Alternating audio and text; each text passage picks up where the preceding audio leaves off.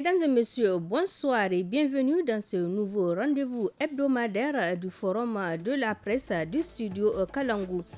L'émission qui réunit les confrères de la presse écrite, audiovisuelle ou en ligne pour analyser les faits marquants de l'actualité de la semaine écoulée. Au menu du Forum de la presse de ce soir, d'abord de la politique. La Cour constitutionnelle a officiellement proclamé le dimanche 21 mars 2021 dernier les résultats globaux définitifs du second tour de l'élection présidentielle du 21 février passé. C'est le candidat du PNDS Tareya qui est désigné vainqueur avec 55,66% des suffrages contre 44,34% pour son challenger Mohamed Ousmane, candidat du RDR Tchengi. Ensuite, nous discuterons de l'installation officielle de la 3e législature de la 7e République qui a eu lieu lundi 22 mars en présence du Premier ministre, chef du gouvernement et des présidents des institutions de la République. Enfin, nous terminerons avec les attaques récurrentes perpétrées ces derniers temps contre des civils dans plusieurs localités du pays, dont les plus récentes sont celles de Tilia et d'Anzourou dans les régions de Tawa et de Tilaberi. Pour discuter autour de ces sujets, nous avons invité nos confrères Ousseini Issa, journaliste freelance. Bonsoir Ousseini. Bonsoir. Garé Amadou, journaliste au quotidien La Nation. Bonsoir Monsieur Garé. Oui, bonsoir. Et Memouna Diado, journaliste freelance. Bonsoir Memouna. Bonsoir Fatih. Je suis Fatih Zakari à la modération de ce forum.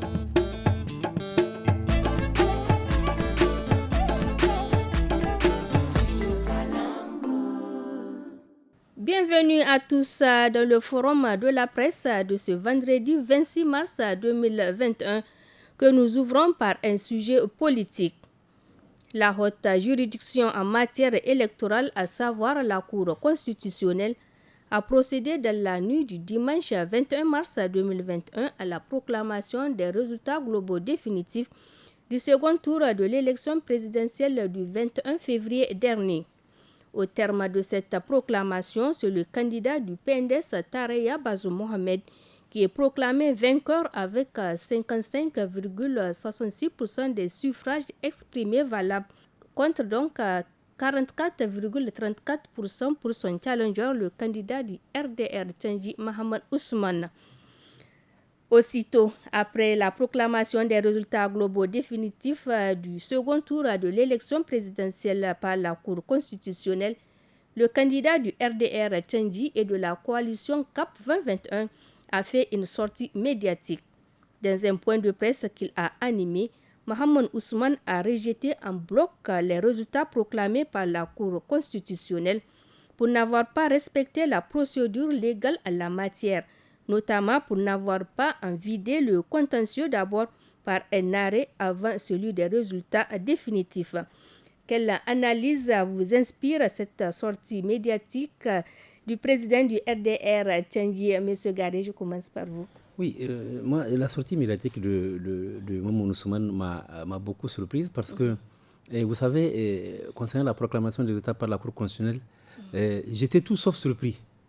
Je n'étais pas surpris parce que d'abord, l'écart entre le candidat Bazoum Mohamed et le candidat Mohamed Ousmane était un écart monumental. On parle de plus de 500 000 voix. On ne vous parle pas d'un score de Bazoum Mohamed qui bat Mohamed Ousmane avec 51, non. On parle de 55,75% déjà dans le chiffre donné par la Commission électorale nationale. Donc l'écart est tellement grand que même s'il arrivait même qu'on annule, supposant 400 000 voix, ce qui serait incroyable, mais 400 000 voix, Bazoum serait toujours président. Donc moi, c'était un faux suspense que les gens voulaient entretenir. Et ce faux suspense a été renforcé encore plus par la cacophonie qu'il y avait au niveau du camp de Mohamed Ousmane. On entendait, Mohamed Ousmane avait dit que j'ai gagné l'élection avec 50,30%. Alors, un de ses partisans, sur une télévision étrangère, Sika TV, a dit aussi, il a répété les mêmes chiffres. Selon les résultats qu'ils ont compilés, qu'ils ont recensés à 18h le jour de la programme, ils ont 50,30%. Et qu'est-ce qu'on attend 2 jours après, patatras, l'avocat qui sort, qui donne un autre chiffre. 54,... Donc il y a ceux qui prouvaient que ça allait dans tous les sens. Et ça présageait un peu de la légèreté peut-être avec laquelle le camp de Maman Ousmane a abordé cette contestation-là. Pour moi, ça ne tenait pas debout. Et donc, je n'étais pas surpris. Maintenant, Maman Ousmane rejette les résultats. Il va se confronter à un problème parce que les arrêts de la Cour constitutionnelle ne sont susceptibles de recours. Et donc, je ne sais pas par quel moyen il va contester ces résultats. J'espère quand même que ce ne sera pas les moyens légaux parce qu'il l'a répété. C'est pas les moyens, mais par quel moyen? J'aimerais que les juristes nous expliquent. Par quel autre moyen, après l'arrêt de la Cour constitutionnelle, n'est-ce pas? Après les félicitations des chefs d'État du monde entier, par quel autre moyen peut-on contester un résultat d'une élection, Donc, je me demande. Mais une chose est sûre, c'est qu'on a constaté quand même que depuis que ces retards sont tombés, il y a eu un regain de tension, notamment au niveau du domicile de Maman Ousmane, qu'on a accusé d'être un traître à la CAP 2021, de ne pas vouloir faire le combat. Et il a fait une sortie médiatique. J'espère que cette après-élection sera une après-élection qui va permettre à tous les Nigériens de se calmer et de regarder vers une direction, c'est-à-dire en tout cas de travail, de faire de l'opposition, mais vraiment de ne pas faire preuve de violence. Mais Mdiado, quelle analyse vous inspire à cette sortie médiatique du président du RDR, Tchandji Mahaman Ousmane? Ok. Ce que ça m'inspire, c'est que d'abord, il faut comprendre que Maman Ousmane est dans sa robe d'opposant. C'est tout à fait normal qu'il sorte pour contester ses résultats. Après, bien sûr, le résultat prononcé par la Cour constitutionnelle qui fait de Bazoum aujourd'hui Bazoum Mohamed président élu. Donc je me dis également, parce que Maman Ousmane devrait sortir, parce que tout simplement il y avait une pression qui était vraiment sur lui. La pression c'est quoi? C'est que les militants avaient soif de voir leur candidat sortir pour dire qu'est-ce qui ne va pas, pourquoi la Cour constitutionnelle a donné favori le président Bazoum. Donc il fallait expliquer très rapidement, contester pour apaiser ces militants-là qui étaient en fou. Donc c'était véritablement, moi c'est ce que je vois, la sortie médiatique de Maman Ousmane. Maintenant, la Cour constitutionnelle, on dit que ce n'est plus à l'ordre du jour de parler donc de ces résultats parce que la Cour constitutionnelle, quand la Cour constitutionnelle dit le verdict, on est obligé de se conformer à ça. Et maintenant, comme l'a dit Garé, je ne sais pas par quel moyen aujourd'hui Maman Ousmane détient quel moyen pour faire recours pour que ceux qu'il conteste soient entendus. Je ne vois pas, parce qu'on dit que dans un pays, c'est la Cour constitutionnelle qui fait de quelqu'un président d'un pays. Aujourd'hui, Bazoum est président. Du moment où l'Assemblée nationale a déjà un président de l'Assemblée nationale et le bureau qui a été mis en place, l'opposition a pris sa place au niveau de l'Assemblée nationale. Maintenant, ce qui revient de faire, c'est au nouveau président élu de voir comment est-ce qu'il va approcher l'opposition et à l'opposition de venir peut-être soutenir le candidat pour que vraiment dans cette histoire, le Niger sort, qu'on soit vraiment un modèle en Afrique. Un modèle en Afrique parce que là, nous sommes dans une situation très critique qui est l'insécurité. Les gens aujourd'hui, peu importe les divergences qu'il y a dans cette affaire de politique, l'essentiel, c'est le Niger. On n'a qu'un seul pays, le Niger, et on est obligé de venir construire le Niger ensemble. Merci, Mme Diado. Hussein Issa, on a constaté une certaine accalmie, contrairement à la proclamation des résultats globaux provisoires où la tension avait régné dans quelques endroits du pays. Selon vous, à quoi est dû cela? Vous savez, Fatih, c'est que quand les résultats globaux provisoires avaient été proclamés par la Commission électorale nationale indépendante, ça a suscité une réaction spontanée un peu ici à Niamey, Dosso, Zender, où les gens ils ont considéré que les choses ne se sont pas déroulées dans la transparence et tout, tenant compte du fait qu'ils avaient eux aussi, parce que vous savez, en matière électorale, chacun essaie de compiler ses résultats. Et c'est ça qui a suscité ça. Mais Maman Ousmane, quand il est sorti la première fois, il a fait une série de sorties. Il a dit aux gens de se calmer. Il va introduire une requête. Et il a fait un document de 150 pages avec des éléments de preuve à l'appui et tout qui ont été introduits. Et il a dit qu'il faut attendre que la Cour constitutionnelle se prononce. Bien évidemment, il s'attendait à ce qu'effectivement, parce que vous l'avez dit au départ, ceux qui se plaignent du fait que la Cour constitutionnelle n'ait pas examiné le document qu'il a introduit. Ça a été fait un peu à la va-vite et dans la précipitation, il l'a souligné dans sa déclaration. Et c'est ça qui a fait que quand la Cour constitutionnelle a décidé à valider la victoire de Bazoum, les gens se sont mobilisés chez lui pour lui dire on attend un mot d'ordre de votre part, monsieur le président. Vous nous avez dit d'arrêter et de vous calmer. Et jusqu'ici, à ce que je cherche, il ne reconnaît toujours pas les résultats. Et quand on fait des élections en Afrique, vous savez, quand il n'y a pas une reconnaissance systématiquement par l'adversaire, ça veut dire qu'on est toujours dans la crise post-électorale.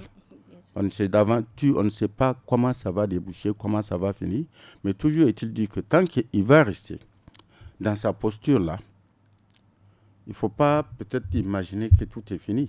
Peut-être qu'il n'a pas d'autre voie de recours, en tout cas, voie de recours légale, parce qu'il dit les voies de recours légaux. Peut-être qu'il n'en a pas d'autres, mais on ne sait pas comment il va réagir par la suite. Mais toujours est-il dit, et je le dis de manière globale, en Afrique, de manière générale, ce n'est pas des élections qui s'organisent. Je l'ai dit haut et fort, parce que quand on veut faire des élections, il faut que les institutions qui sont chargées d'organiser ces élections soient des institutions véritablement indépendantes. Il faut qu'on crée les conditions pour que les gens puissent aller. Parce que c'est quoi l'importance des élections? C'est quoi l'importance de la démocratie? C'est d'abord pour permettre aux citoyens, on donne un mandat à quelqu'un pour gérer l'État, pour donner la possibilité aux citoyens de pouvoir sanctionner au cas où la gestion a été calamiteuse. Mais quand on est en Afrique de manière générale, en Afrique noire de manière générale, on voit un peu partout comment ça se passe. Quand vous êtes au pouvoir, il est difficile de perdre. C'est à ça qu'on a assisté, c'est pas autre chose. D'accord, Ousseinia. J'aimerais quand même dire quelque chose. Je pense que la Cour constitutionnelle a vidé le contentieux électoral. Il ne nous appartient pas de dire que quelqu'un a volé ou quelqu'un a fait quelque chose. Je pense que ceux qui sont concernés par la chose ont déposé un recours à la Cour constitutionnelle. La Cour constitutionnelle a vidé. C'est bien facile d'accuser l'autre d'avoir mal agi ou d'avoir volé, mais vous savez, c'est un peu relatif. C'est très facile. Mais la preuve, c'est que vous l'apportez au niveau de la Cour constitutionnelle qu'on vous a volé. Et la Cour, c'est elle qui examine. Et quoi qu'on dise, la Cour ne s'est pas précipitée. La Cour, son délai courait jusqu'au 26. Est-ce que vous comprenez? Elle a fait plus de 20 jours en train de suivre les procédures pas à pas. Présenter les documents à l'avocat de Bazoum, présenter aux avocats de Mamoussou, etc. Parce qu'il y a eu des recours. Donc, et c'est ce qui fait qu'on a constaté une petite baisse par rapport aux chiffres de Bazoum Mohamed, parce que c'est de 55,75%, on est arrivé à 55,66%. Oui, donc, vraiment, ce n'est pas un truc bâclé, mais il faut savoir perdre. C'est extrêmement important. Mais chaque fois se morfondre dans sa posture et puis se mettre à crier sur tous les toits que... Ce Gary Bazoum Mohamed est désormais celui qui doit présider à la destinée du Niger. Quels sont les défis à court, moyen et long terme auxquels il doit s'attendre? Auquel donc il doit s'attaquer. Le défi à court terme d'abord, c'est réconcilier les Nigériens. On n'a jamais vu une campagne électorale aussi épouvantable, aussi pourrie, Fatih. Aussi pourri, les gens ont poussé les limites de la décence, n'est-ce pas? Les limites de l'indécence. Ils sont partis juste dans les tréfonds de la puanteur sociale, soulever des sujets, l'ethnie, la race, le teint, etc. Ils sont partis. C'est pourquoi j'ai dit que le premier défi immédiat pour le président Bazoum sera de réconcilier les Nigériens. Et ce n'est pas pour rien que dans son discours, il a dit qu'il va être le président de tous les Nigériens, de tous. Aussi bien ceux qui ont voté pour lui que ceux qui n'ont pas voté pour lui. Et c'est pourquoi il a tendu la main, effectivement, à son adversaire pour venir travailler. Je suis d'accord avec ce que Memouna avait dit. Memouna a dit quelque chose de très important. Vous voyez ce qui se passe. Il ne se passe pratiquement pas une journée sans qu'on nous annonce des attaques avec des massacres. Cette fois-ci, de civils. On ne s'en prend plus aux militaires, c'est des civils qu'on massacre. Et donc, dans ces conditions-là, on a le choix, devant l'histoire, de prendre une posture de développement, une posture qui va permettre à notre pays de faire face à ces grands défis-là. C'est-à-dire, c'est quoi? Moi, je ne dis pas à l'opposition de venir intégrer le gouvernement. Mais si l'opposition veut, il n'y a pas de problème. Mais que l'opposition fasse une opposition responsable. C'est-à-dire que ce n'est pas en ajoutant à la violence, déjà à la violence terroriste, faire de la violence urbaine, n'est-ce pas? Programmer de la violence urbaine, ce n'est pas ça qui va faire avancer le pays. Donc, j'ai dit, moi, j'interpelle vraiment toutes les parties prenantes à essayer d'accorder. Il y a un moment pour la guerre, il y a un moment pour la paix. Les élections sont finies, quoi qu'on dise, n'est-ce pas? Mais je suis d'accord avec Ousseini, tant que même Ousmane n'a pas reconnu sa défaite, c'est une situation assez délicate. Et c'est pourquoi j'ai dit, j'appelle les uns et les autres à taire ces rancœurs-là, n'est-ce pas? À taire ces rancœurs-là, rien que pour la question sécuritaire.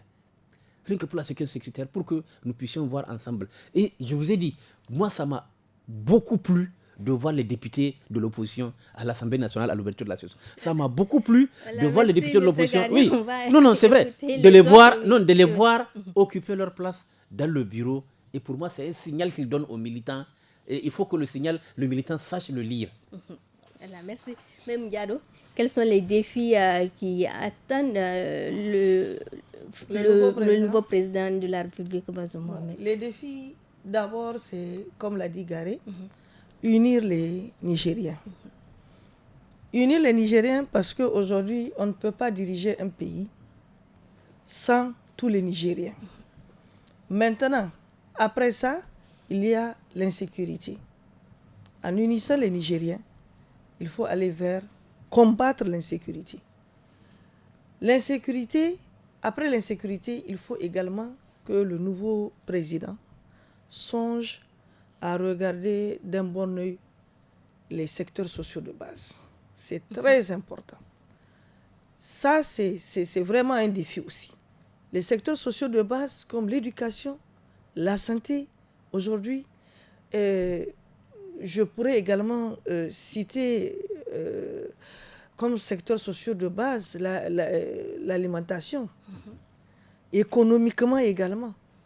Aujourd'hui, tout ce qui se passe, parce que si aujourd'hui, quand on regarde, pourquoi est-ce qu'aujourd'hui on arrive à enrôler les jeunes, c'est parce que tout simplement, on n'arrive pas à faire grand-chose pour la jeunesse nigérienne. Pour faire sortir de cette jeunesse nigérienne dans ce qu'on appelle l'ignorance. L'ignorance, c'est l'éducation. Comment est-ce qu'il faut faire? Donc, il faut nécessairement qu'ils reviennent pour regarder ce qui ne va pas au niveau donc, de ces secteurs sociaux de base. C'est avec les trois composantes-là, je suis sûr qu'on pourra aller de l'avant. Le Niger pourra aller de l'avant. Et maintenant, comme secteurs sociaux de base, après les secteurs sociaux de base, il y a également l'exploitation aujourd'hui du pétrole, l'uranium, le gaz, tout ce qui aujourd'hui qui devrait concourir à ce que tous les Nigériens puissent profiter de la masse, du minerai. Il faut également regarder de ce côté. Parce que dans un pays, quand d'autres sortent pour montrer qu'il y a peut-être de l'injustice en l'air, ça ne peut être qu'au niveau des ressources. Les ressources minières, il faut que ça profite à tout le monde. Et je suis sûre que peut-être il tiendra compte de ça. Et c'est déjà bon. Merci Maïmouna Diado. Nous passons à présent donc au deuxième sujet du forum de la presse. Il s'agit de l'installation officielle de la 3e législature de la 7e République. Au total, 166 députés vont siéger à l'Assemblée nationale durant les 5 années à venir sous la présidence de Seyni Omar, élu ce mardi président de la dite institution. 42 femmes figurent parmi les 166 députés, contrairement à la législature précédente où les femmes étaient au nombre de 29. Quels sont les facteurs qui ont contribué à cette prouesse dans le respect de la loi sur le quota pour ce qui est des postes électifs au Sénissa?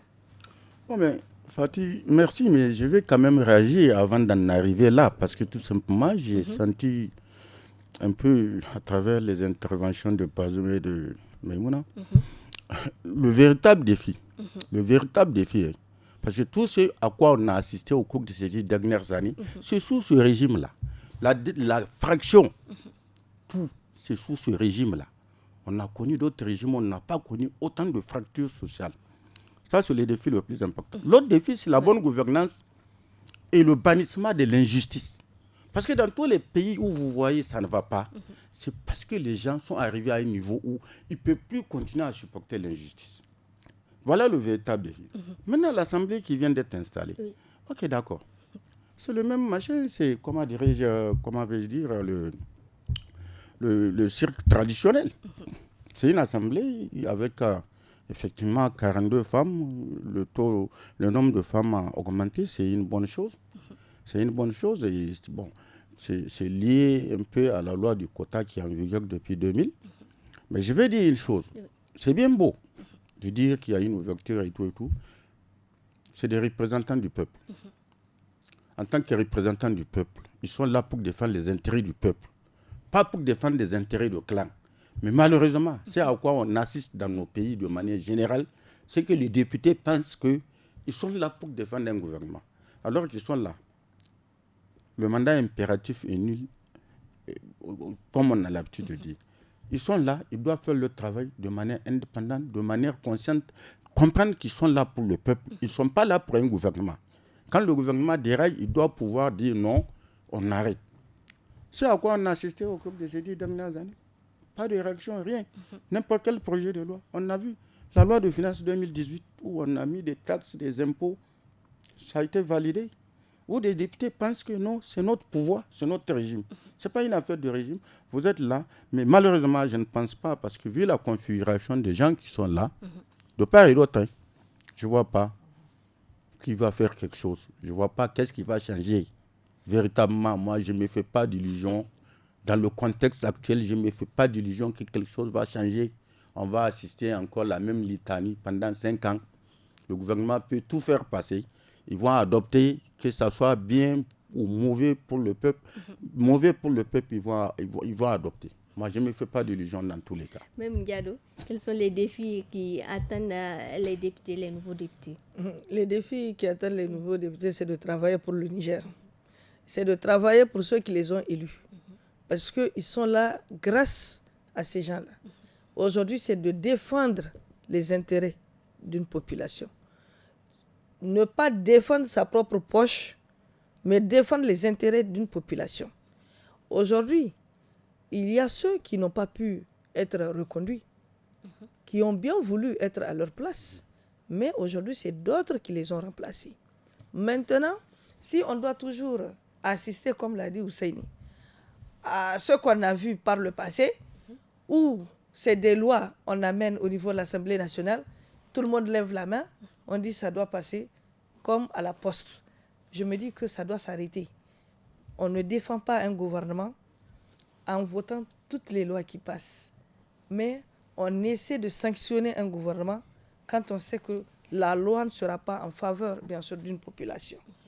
Et pour les femmes, 42 femmes sur pour les 42 femmes élues nationales. C'est vraiment extraordinaire qu'on puisse avoir 42 femmes aujourd'hui à l'Assemblée nationale, mais que ces 42 femmes également défendent les droits des femmes. Nous avons vu par le passé le nombre de femmes qui étaient à l'Assemblée nationale où on n'a jamais entendu, ne serait-ce que peut-être, même si on entend, ça ne dépasse pas 2 à 3 femmes qui se lèvent peut-être pour expliquer ou bien pour apporter un plus dans le combat de la femme. Le combat de la femme doit se faire au niveau de l'Assemblée nationale. Tout ce qui peut arranger la femme nigérienne aujourd'hui, toute loi qui peut arranger la femme nigérienne doit être examinée et être soutenue par ces femmes-là. Et faire en sorte qu'aujourd'hui, qu'on dépasse le stade de quota et aller vers la parité. Ça, c'est une lutte que ces femmes doivent engager au niveau de l'Assemblée nationale. Aujourd'hui, j'ai été tellement quand même fière de voir que le poste de deuxième vice-président appartient à une femme. Ça, c'est extraordinaire. Et vraiment, je la félicite parce que voyons comment elle est déterminée déjà. C'est une femme déterminée. Et je suis sûre qu'avec elle, avec les autres à côté d'elle, elles peuvent faire beaucoup de choses, elles peuvent faire bouger les choses, et on a confiance à ces femmes au niveau de l'Assemblée nationale. Il faut que les choses bougent et les choses changent. Montrer qu'on est capable, après peut-être, pourquoi pas, deuxième c'est vice-présidente, on peut toutefois être aussi présidente de l'Assemblée nationale. C'est un souhait. Monsieur Garé, vous avez quelque chose à dire? Oui, ce que je dois dire, c'est vraiment, il n'y a pas beaucoup de choses à dire. D'abord, par rapport à ce que Hussein a dit, c'est vrai qu'il ne faut pas que l'Assemblée devienne une caisse d'enregistrement. Il faut que, par exemple, quand une loi est introduite par le gouvernement, si cette loi-là est mauvaise, que la majorité puisse la rejeter. C'est vrai que par le passé, on a vu, vous savez, parfois il y a de l'unanimité au cours des votes. C'est ça que les gens oublient. Parfois, par rapport à certaines lois, même l'opposition est avec le pouvoir sur la même longueur d'onde. Ça, ce n'est pas un problème, ça, n'est-ce pas? Quand vous sentez que cette chose-là est bonne et l'opposition vote, moi je suis très content aujourd'hui de voir que, je l'ai dit, l'opposition a repris sa place. Franchement, je lui rends hommage parce que ça prouve que l'opposition a compris que le plus important, c'est de travailler pour le Niger. Et c'est à ça au quoi ils sont attelés. Ils ont pris leur place dans le bureau. Concernant maintenant la femme, le quota de femmes, moi je rends hommage à cette ONG-là qui est dirigée par l'ONG FAD. L'ONG FAD, quand même, qui a fait un plaidoyer auprès des partis politiques depuis la confection des listes, depuis la confection des dossiers, enfin l'établissement des dossiers de candidature. Elle a travaillé pour que, effectivement, on puisse prendre en compte les candidatures. Elle a d'abord encouragé les femmes à se présenter et elle est partie au niveau des partis politiques pour leur dire mettez beaucoup plus de femmes, il faut respecter la loi de quota.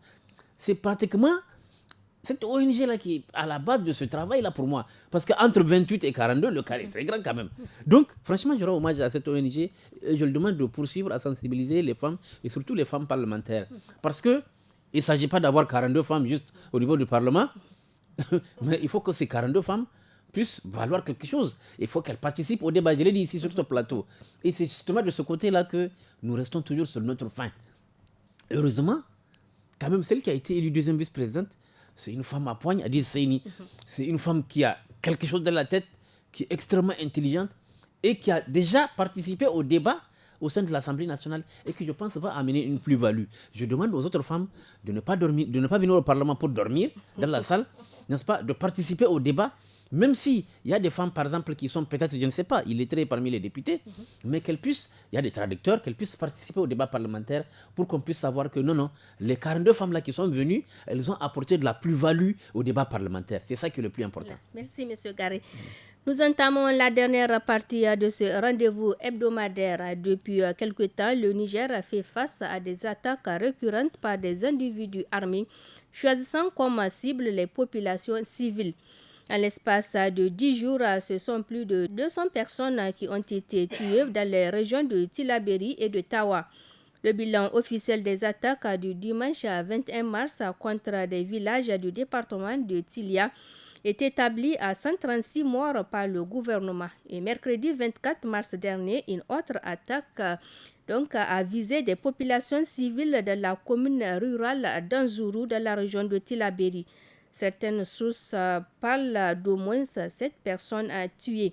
Quelle analyse faites-vous de cette situation, Hussein Issa? Quelle analyse? C'est des faits qui sont là. On se pose beaucoup de questions, véritablement. Parce qu'aujourd'hui, quand on regarde un peu la récurrence de ces attaques, c'est de manière régulière. Imaginez l'attaque d'hier. Que des gens viennent en moto, dans une zone où on a interdit la circulation des motos, une zone en état d'urgence, que des gens viennent, qui parviennent à tuer, piller, se répiler. C'est la même chose à Tilia. 137 vies, comme ça, des individus viennent, ils peuvent faire 4 trucs de temps, ils finissent. Il faut se poser des questions. Dans la bande nord Tillabéri, ce qu'ils cherchent, c'est faire quitter, vider cette zone-là. Ça suppose que l'agenda caché, c'est la création de l'État, comment vais-je dire, qu'ils ont l'intention de... Et jusqu'à dans la zone de Tilia et tout et tout. Mais la question qu'il faut se poser, moi, je ne dis pas, on ne peut pas éradiquer de manière définitive des attaques quand c'est une guerre asymétrique. Mais ce que je n'admets pas, ceux qui viennent faire ces attaques-là, aujourd'hui on est dans un contexte où il y a le téléphone mobile. Et dans les villages, vous allez trouver, vous n'allez pas dire qu'il n'y a pas, les gens n'ont pas accès. Dans tous les villages du Niger. Certainement, au moment de ces attaques-là, les gens appellent pour informer. Certainement, inévitablement, les gens appellent pour informer. Mais on ne comprend pas pourquoi ça met du temps, pourquoi ces gens parviennent à s'enfuir. Il faut bien se poser des questions. Parce que des motos qui en mouvement, une centaine de motos ensemble, qui viennent, qui vont de campement en campement, qu'est-ce qui se passe véritablement? Qu'est-ce qui se passe véritablement avec une zone? Parce que cette zone, on dit, c'est la zone des 3 frontières, où il y a quand même des cantonnements militaires et tout et tout. C'est ça que les gens ne comprennent pas. Les populations sont meurtries. Les populations veulent bien être protégées. Ils ont envie de protection. Parce qu'on vous fait quitter votre lieu, votre terroir. Vous allez devenir un assisté, vous ne savez même pas pour combien de temps. Vous allez abandonner votre champ, vous allez tout abandonner. L'école va être fermée. Hier, dans la commune d'Anzourou, ils ont brûlé l'école, ils ont brûlé la carte de santé, ils ont emporté des biens et tout et tout. Mais comment se fait-il que pendant, on ne peut pas suivre les traces pour savoir d'où ils viennent? C'est la question que les gens se posent. Parce que moi, je me dis quelque part, ces populations-là sont meurtries. Ils sont soumis carrément à, je ne sais même pas quoi dire. Est-ce que c'est normal dans un pays indépendant qui se dit on ne peut pas arriver, en tout cas à minimiser ce genre d'attaque, les dégâts par rapport à ce genre d'attaque-là? Est-ce qu'il faut continuer à pleurer des morts, à pleurer des dégâts? C'est pas bien. C'est pas bien, c'est des Nigériens. C'est des Nigériens qui ont besoin de protection de l'État. Il faut que l'État se donne les moyens de les protéger, où qu'ils soient. Mme Diado, comment expliquer cette nouvelle stratégie de terrorisme? Vous l'avez dit, Fatih. On aura beau se poser des questions, on n'arrivera pas à trouver une réponse à cette situation. Parce qu'aujourd'hui, ce n'est plus des camps militaires qu'on attaque, c'est des civils qu'on attaque. Et qu'on nous dise que 4 heures de temps en mouvement et que l'armée qui est sur cette bande n'a pas eu, n'est pas au courant de cette situation. Et au temps où l'armée fait sa course-poursuite, on nous rappelle pour nous dire que, on nous informe que ces gens ont disparu. Ça veut dire quoi? Ça veut dire tout simplement que ces gens sont dans ces villages frontaliers. Ils ne sont pas plus loin. Ils sont dans ces villages frontaliers. Et je l'ai toujours dit, ils sont avec la population. Fatih. Aujourd'hui, je suis d'accord avec ce que Hussein a dit. Mais aujourd'hui, quand tu dénonces, sois sûr que eux, ils savent déjà qui a dénoncé, qui a appelé. Demain, c'est toi qui seras la cible. Ta famille sera la cible. Ça veut dire que ceux qui viennent à moto, il faut regarder. C'est pour ça que j'ai dit, quand eux, ils ont changé de stratégie. Maintenant, c'est à l'armée de changer de stratégie. En fait, pourquoi ne pas, selon moi, essayer de fouiller, de vérifier les villages environnants là, de mener des représailles là-bas pour voir. Parce que je suis sûr ceux qu'ils vont trouver dans ces villages-là, ça va étonner tout le monde. Aujourd'hui, on vient, on attaque sur des motos, à quelques kilomètres ou quoi là, ils disparaissent. Mais qui vous dit qu'ils sont disparus dans la nature? Non, non, non, non. Ils reviennent peut-être dans un autre village, on prend le temps de cacher les motos et on vit avec ces populations. Et toi, tu n'as pas le droit de dénoncer. C'est bouche cousue. Maintenant, comme la population a peur, et tout ça là, c'est même pas la population que la population a peur. C'est ce que j'ai dit. C'est parce que tout simplement, si aujourd'hui les jeunes, on arrive à enrôler ces populations, à les faire taire, c'est parce que tout simplement, la pauvreté a atteint un seuil. Celui qui ne trouve pas de quoi manger matin, midi, soir, quand il va trouver l'occasion qu'on va lui donner, même si c'est un petit billet de 10 000, il est prêt à se taire et se cacher, et cacher même l'ennemi à cause de ce billet-là. Maintenant, il faut essayer de développer les stratégies, comme je l'ai dit. Ce n'est plus l'armée ici, mais c'est nous tous. Nous sommes tous impliqués. Vérifier, parce que là-bas, là, c'est dans les villages environnants que ça se passe. Aujourd'hui, à Niamey, qui sait avec qui tu vis? Qui sait avec qui tu manges? Qui sait avec qui tu es en train de papoter? C'est des choses comme ça. Ils profitent de la situation et ils profitent de la situation parce qu'ils savent que dans certains villages, dans certains périmètres, les forces de défense et de sécurité ne sont pas là-bas. Ils ne sont pas présentes là. Regardez le marché aujourd'hui. Le marché de Bani Bongo, où des civils ont été tués. Aujourd'hui, je vous assure, Fatih, tous les marchés environnants, ils ne sont pas prêts d'ouvrir. Personne aujourd'hui n'est prêt pour aller au marché acheter quelque chose. Parce que dès qu'on dit qu'il y a un marché pour un autre village, tu mets dans ta tête que la psychose est là. Tu mets dans ta tête que ce qui est arrivé aux civils de Bani Bongo peuvent m'arriver moi. Donc vraiment, c'est de prier Allah subhanahu wa ta'ala, c'est de prier le bon Dieu et pour qu'il nous enlève cette situation. Prier et également chercher ensemble comment est-ce qu'il faut faire. Merci, Maman. Monsieur Garé. Oui, il faut dire que moi, je comprends la colère de Ousseini. C'est cette même colère qui est en moi suite à ces attaques-là. C'est-à-dire, vous savez, le plus choquant, on a l'habitude de le rappeler, moi et Ousseini, ce n'est pas s'attaquer. On a remarqué que maintenant, ils ne s'attaquent plus aux militaires. Peut-être que le dispositif qui a été mis en place ne leur permet pas de frapper des militaires. Maintenant, on s'attaque aux civils. Pourquoi s'attaquons aux civils? Vous savez que c'est des gens qui ont l'habitude de rançonner les populations. Peut-être que les populations font de la résistance. Parce que ce qui s'est passé à Tilia, non seulement ils ont massacré des gens, mais ils sont partis avec du bétail. Mais partir avec du bétail, ce n'est pas dans un avion. C'est pas la même voie. Ils sont partis. Et vous savez, à Tilia, il y a un bataillon de l'armée. On me parle d'une trentaine de kilomètres du lieu où l'attaque a eu lieu.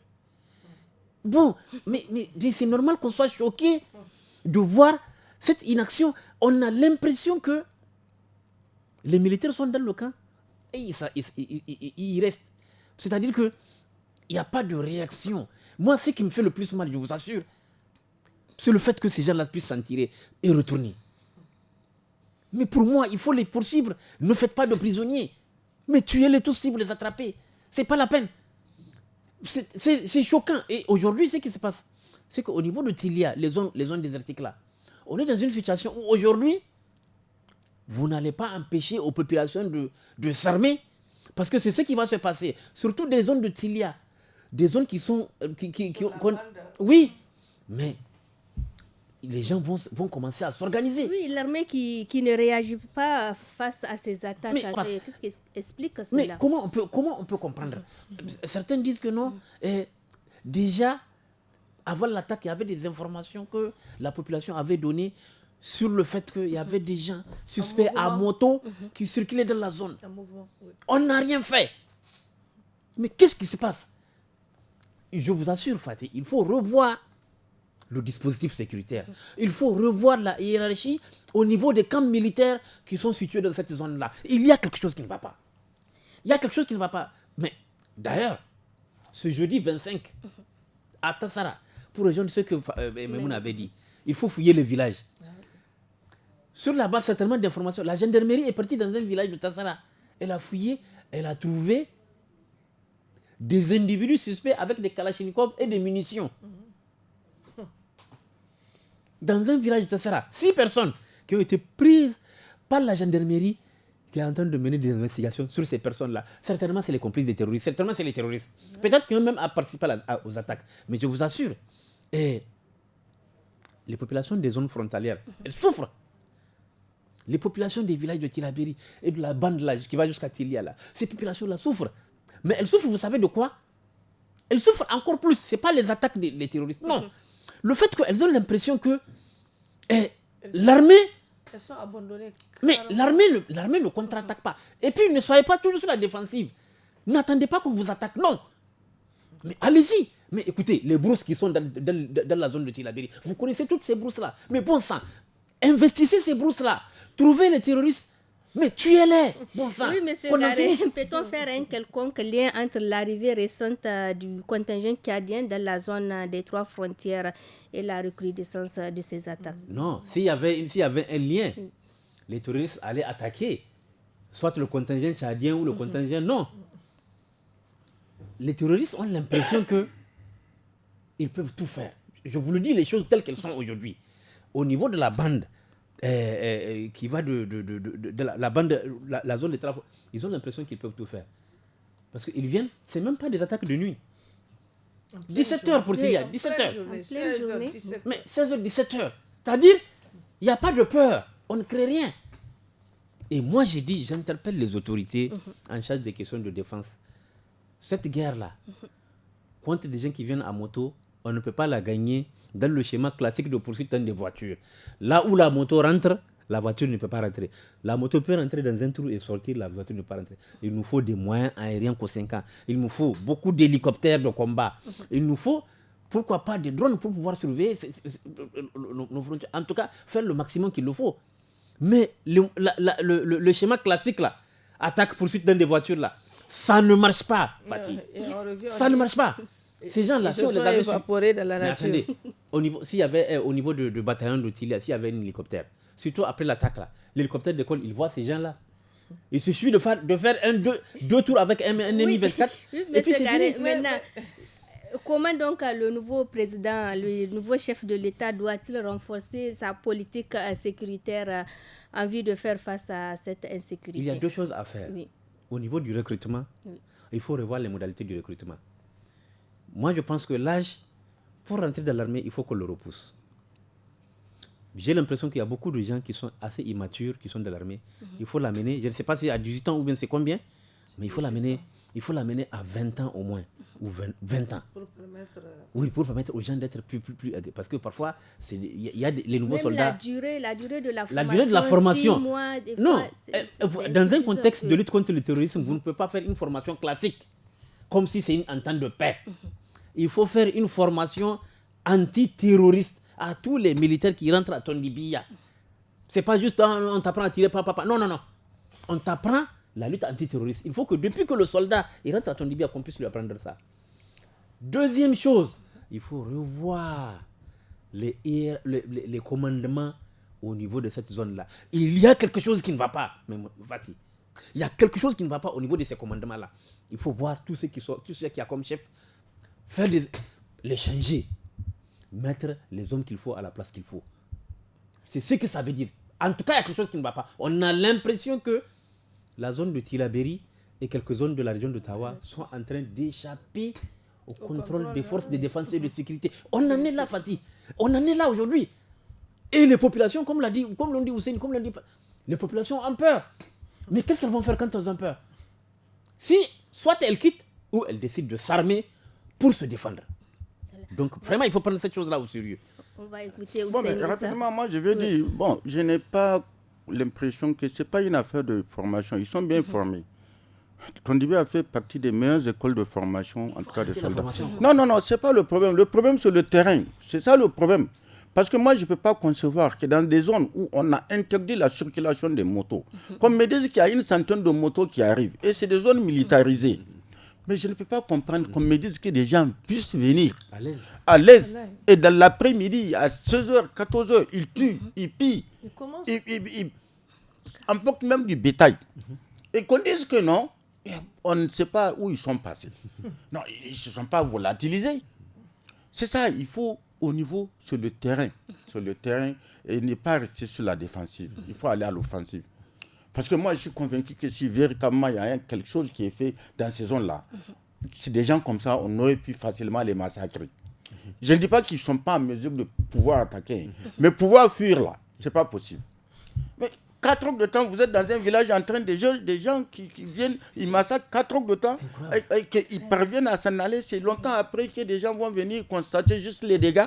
Est-ce qu'on doit continuer comme ça? C'est pour ça que j'ai dit, je reviens sur ça. Il faut prendre en compte les villages là. Il faut contrôler les villages. Il faut contrôler maison par maison.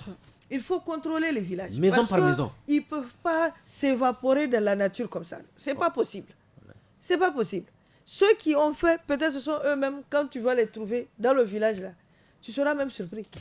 Parce que de trouver ce que tu vas trouver, je suis sûr qu'en fouillant ces villages environnants, on va trouver beaucoup de choses. Nous sommes donc au terme de ce forum de la presse. Nous étions en compagnie de nos confrères Maimouna Diado, journaliste freelance, Monsieur Garé Amadou, journaliste au quotidien La Nation, et Ousseini Issa, journaliste freelance. Merci donc de répondre à notre invitation. La présentation est assurée par Fatih Zakari et la technique Seini Isaka. Je vous rappelle que vous pourrez suivre sur les 46 radios partenaires du studio Kalangu le rendez-vous hebdomadaire du programme des jeunes samedi et dimanche de 17h avec l'actu des jeunes en 5 langues. Suivi de tous à la FADA et à partir de 18h15 le forum en Hausa. Samedi sur la fête de Bianou d'Agadez et dimanche à la même heure le forum en Germain sur l'agriculture intelligente au service de la sécurité alimentaire. Le programme continue sur le studio Kalangu.